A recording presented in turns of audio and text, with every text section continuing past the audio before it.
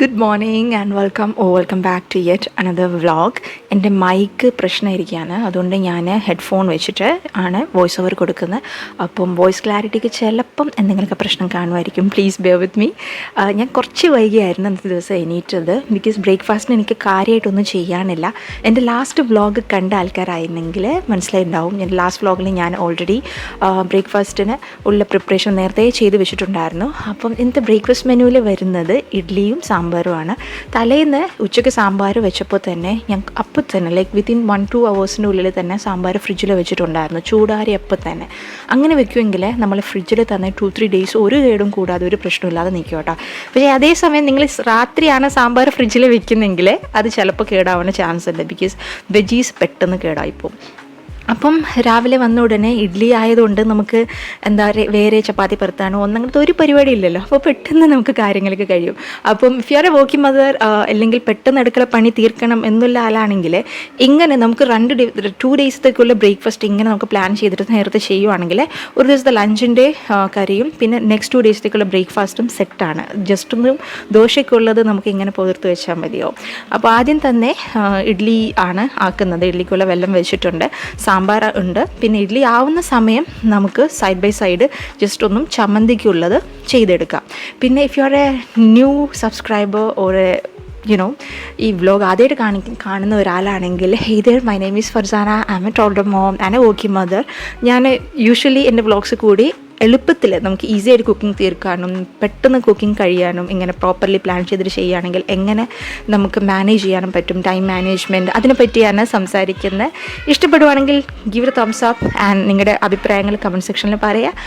And also subscribe ചെയ്തിട്ട് സപ്പോർട്ടും ചെയ്യാം. ഇഡ്ഡലി ആവുന്ന സൈഡ് ബൈ സൈഡ് തന്നെ നമുക്ക് ചമ്മന്തി റെഡിയാക്കാം. ബേസിക് സാധാരണ തേങ്ങ വെച്ചിട്ടുള്ള ചമ്മന്തി അല്ലേ. ചെറിയുള്ളി ഇടുന്നുണ്ട് ഞാൻ ചമ്മന്തിക്ക്, അതാകുമ്പോൾ കുറച്ചുകൂടി ഫ്ലേവർ കിട്ടും.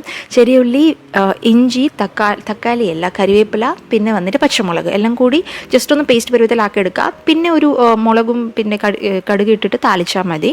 അപ്പോഴത്തേക്ക് ചമ്മന്തി റെഡിയായി, ഇഡ്ഡലി റെഡിയായി. ഞാൻ എപ്പോഴും പറയുന്ന പോലെ കുറച്ചുകൂടി എളുപ്പത്തിൽ നമുക്ക് കാര്യങ്ങൾ ചെയ്യണമെങ്കിൽ നമ്മൾ നമ്മുടെ ആവശ്യം ഇല്ലാത്ത സംഭവങ്ങൾ നമ്മൾ അന്നേരം തന്നെ ചെയ്യുക. അതായത് ബ്രേക്ക്ഫാസ്റ്റ് കഴിക്കാൻ പോകുന്ന മുമ്പ് തന്നെ ആ ഒരു ടൈമിൽ നമ്മൾ ചോറ് വെക്കുമെങ്കിൽ പിന്നീട് നമുക്ക് കിച്ചണിൽ വെച്ചിട്ട് ചോറ് വെക്കുന്ന ആവശ്യം വരത്തില്ല. അപ്പോൾ ആ ടൈമിൽ തന്നെ ഞാൻ ചോറ് വേവിക്കാനായിട്ട് വെച്ചിട്ടുണ്ടായിരുന്നു. എന്നിട്ട് വന്നിട്ട് ബേസിക് ചോപ്പിങ്ങും ചെയ്തിട്ട് അപ്പോൾ ഇന്നത്തെ ലഞ്ച് മെനുവിൽ വരുന്നത് ഒരു ചോറും പിന്നെ എളുപ്പത്തിൽ കുക്കറിൽ ഒറ്റയടിക്ക് വെക്കാൻ പറ്റിയ ഒരു ദാലുണ്ട്. അതായത് സെപ്പറേറ്റ് താളിക്കുന്ന ആവശ്യമില്ല.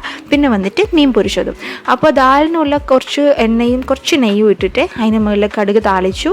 പിന്നെ ബേസിക് ഇഞ്ചി, വെളുത്തുള്ളി, കരിവേപ്പില, പിന്നെ വന്നിട്ട് വറ്റൽമുളകും ഇട്ടിട്ട് അതിന് മുകളിലാണ് നമ്മൾ മഞ്ഞളും ഇട്ടിട്ട് ആക്കാൻ പോകുന്നത്. പിന്നെ സൈഡ് ബൈ സൈഡ് ഞാൻ മറ്റേ ഫിഷ് പൊരിക്കുന്നുണ്ട്. ഫിഷും ഇതേപോലെ നോൺ വെജ് ഐറ്റംസ് ഉണ്ടല്ലോ, നമ്മൾ 1 വീക്കത്തേക്കുള്ളത് ഫുള്ളി മാരിനേറ്റ് ചെയ്തിട്ട് ക്ലീൻ ചെയ്തിട്ട് ഫ്രിഡ്ജിൽ വെക്കുമെങ്കിൽ ഡെയിലി നമുക്ക് ഒത്തിരി സമയം നമുക്ക് സേവ് ചെയ്യാൻ പറ്റും. അധികം നേരം നമുക്ക് കിച്ചണിൽ വെറുതെ സമയം ചിലവാക്കുന്ന ആവശ്യം വരത്തില്ല.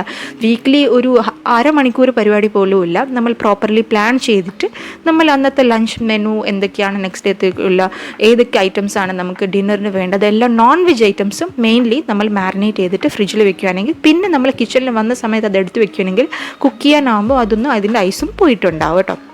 അപ്പോഴത്തേക്ക് ഫിഷ് പെട്ടെന്ന് വെന്ത് കിട്ടിയിട്ടുണ്ട്. നേരത്തെ പറഞ്ഞ മാതിരി സവോള എല്ലാം ഒന്നും ആയി വന്നപ്പോൾ മഞ്ഞളും ഇട്ടിട്ട് പിന്നെ ഞാൻ മസൂർ ദാലാണ് ഇടുന്നത്. മസൂർ ദാലാകുമ്പോൾ പെട്ടെന്ന് വെന്ത് കിട്ടും കേട്ടോ. അപ്പോൾ കുറച്ച് നേരം ഞാൻ മസൂർ ദാൽ വെച്ചിട്ടുണ്ടായിരുന്നു. അങ്ങനെ വെള്ളത്തിൽ ശരിക്കും ദാൽ ഐറ്റംസ് ഉണ്ടല്ലോ, ഒരു 4 മണിക്കൂർ വെക്കുമെങ്കിൽ ഗ്യാസ് ട്രബിൾ വരത്തില്ല കേട്ടോ. അത് ട്രൈ ചെയ്യാത്തവരാണെങ്കിൽ ട്രൈ ചെയ്ത് നോക്കാം. ഏതൊരു ന്യൂട്രീഷ്യനിസ്റ്റ് ഞാനിങ്ങനെ ഇൻസ്റ്റയിൽ പറഞ്ഞ് കേട്ടതാണ്. അപ്പം അങ്ങനെ ചെയ്യണം പോലും.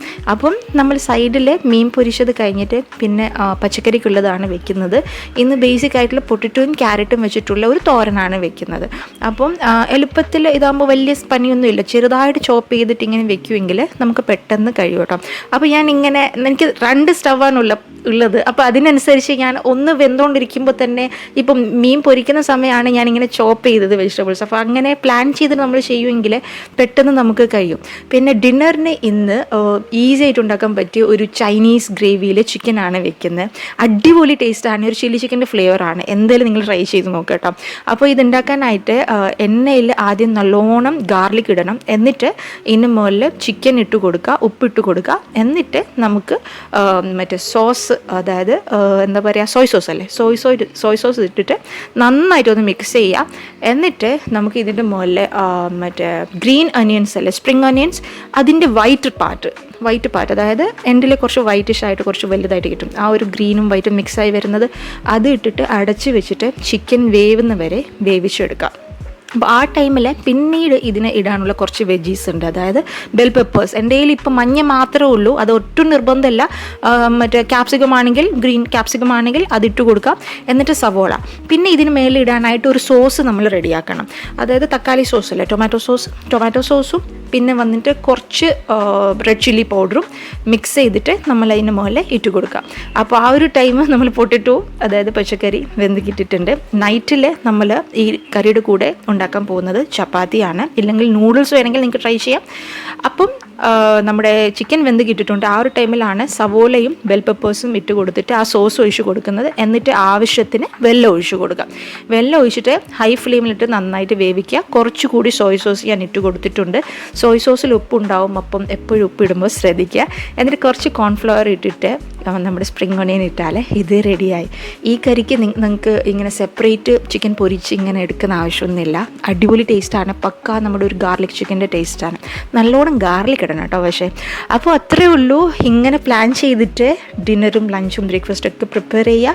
നിങ്ങൾക്ക് ഒത്തിരി സമയം സേവ് ആക്കാനും നമുക്ക് വേണ്ടി കുറേ സമയം മാറ്റി വയ്ക്കാനും പറ്റും. See in the next vlog. By.